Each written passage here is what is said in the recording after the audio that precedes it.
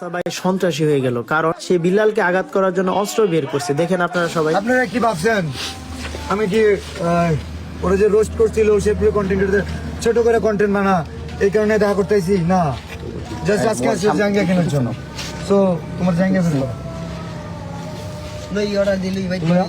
আনে আও আচ্ছা এখন দাও দাও ও নাসা এখানে আচ্ছা আচ্ছা আমি বলি মিলন বাবু এখন নাসা বাজার নাসা ভাইয়ের মাঝে আছে। আচ্ছা মোবাইল সামনে গা কি বলো বিষয় হচ্ছে আমি কোনি মিয়ার চিকিৎসার জন্য ফান্ড কালেক্ট আগে আমার কথা শুনুন।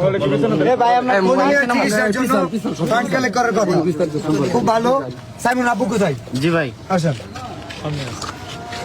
আরে ভাই ঠেলা ঠেলি করেন কি তো দিবেন ভাই এ ভাই একটু না সেট করে সব কন্টেন্ট কেউ অপমান করে কথা বলা কেন? সব সেট করে অপমান করে কথা বলা কেন?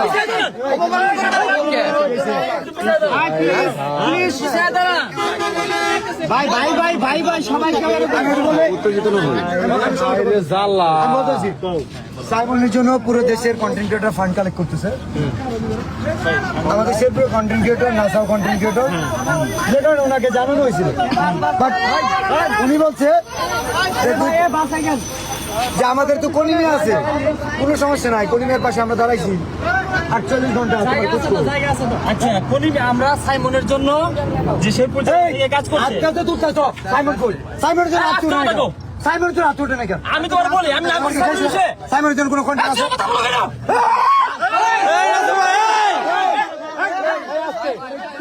পুরো ঘটনাটি তো আপনারা দেখলেন। এই পর্যন্ত দেখেন বিলাল এবং